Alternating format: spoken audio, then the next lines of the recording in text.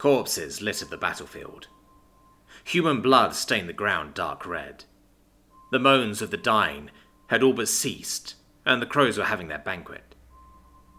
There were so many crows that one might guess that there wasn't a single one anywhere else. Two anthropologists observed from a craft high above. Pirksim surveyed the scene with a mix of disgust and horror. Cradal put a hand on her shoulder. "They are a primitive race. Don't judge them too harshly." "There's just so much." "I know. Let's get what we came for and get home." Pirksim was all too happy to comply, bringing the craft close to the ground. She flew slowly across the field while Cradal operated a robotic arm. Working in concert, they collected human corpses, weapons, armor, and clothes.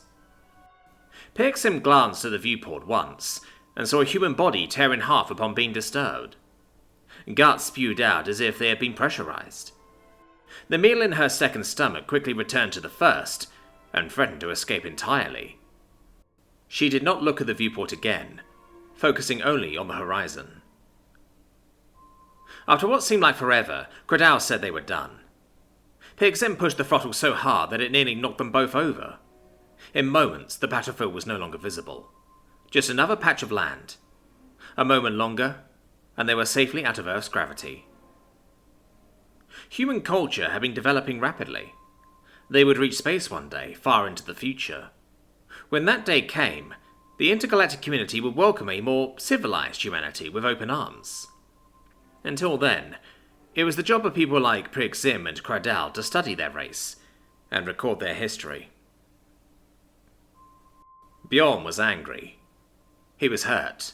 Badly. Dying took longer than he'd expected, and after the battle he'd had nothing to do but take stock of his injuries. He had 2 arrows in him, one in his right breast and the other in his left shoulder. He might have another in his back, but he wasn't going to suffer through torturous pain to confirm it. Any movement was pain. He'd been cut more times than he cared to count and stabbed once. That's what finally slowed him down, but not what finished him. A lucky spear had gone deep into his torso, and pulled out just as quickly. His laboured breathing meant it hit something important. The fact that he was breathing at all, several hours later, meant that it evidently wasn't that important. After that, he fell and someone stomped on his ankle. That's what finally ended Bjorn's fight. Not a glorious death, just bad luck. His pain wasn't the source of his rage, though. He had finally died, and strong arms had carried him to the heavens. But it was not Valhalla that awaited, just endless darkness. The only thing that cut through the black was a voice. It spoke in some nonsense tongue, and it wouldn't stop. It muttered to itself, like the chirping of a bird before dawn on a rainy day. It disturbed Bjorn's rest like nothing else. Could a man not be dead in peace? Bjorn had one last thing to do before he could cease to exist completely. He had to kill whatever dared make that noise. "Are you sure you're okay alone?" Cradal had asked. "I prefer to work alone.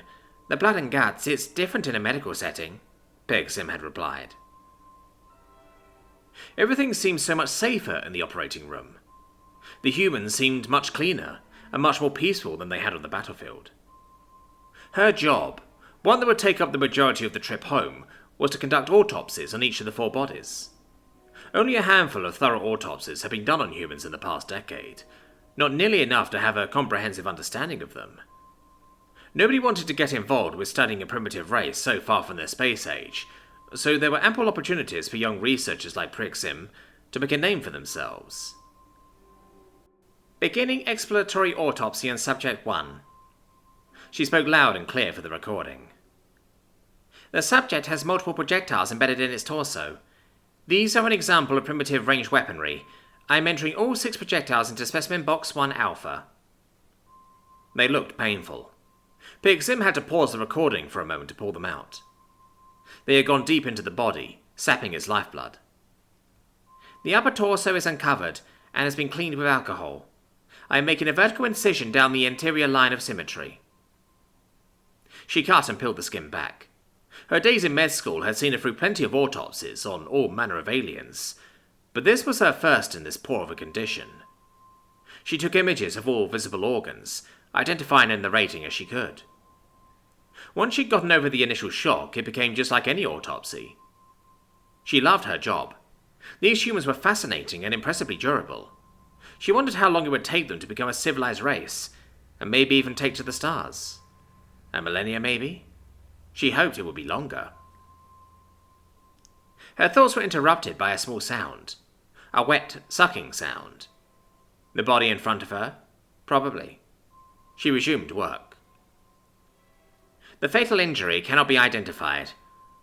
What appear to be the breathing organs, the human has two, are punctured in multiple places.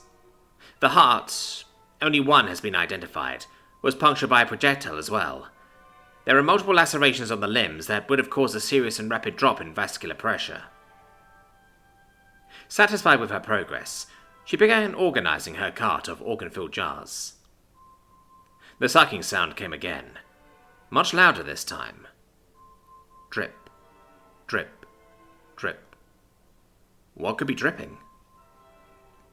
She saw the second body, the next in line for autopsy, had shifted.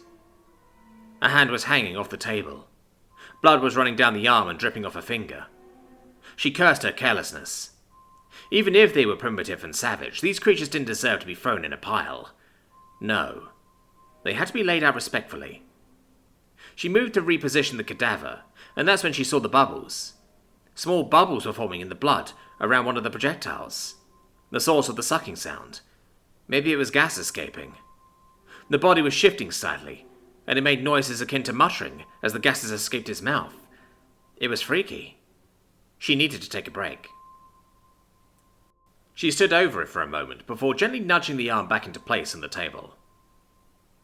Suddenly, the corpse opened his eyes and roared, his hand gripping her arm. The human stood abruptly, towering above her. She tried to scream, but nothing came out. In its eyes was true malice and nothing else. The death throes of a monster, focused solely on her. She tried to pull her arm back, but his grip was far too strong. In an instant it was over, and the beast fell on top of her. The last of his energy was spent. It was almost completely gone. Almost. She threw it off and leaped back, hugging her arm to her chest. She noticed a dark bruise forming where it had grabbed her. The human gave a final agonized whimper, before completely crumbling. She felt sorry for it. If only she'd known, she could have eased its suffering. She tried to steady her shaking hands, thinking that maybe there was still something she could do.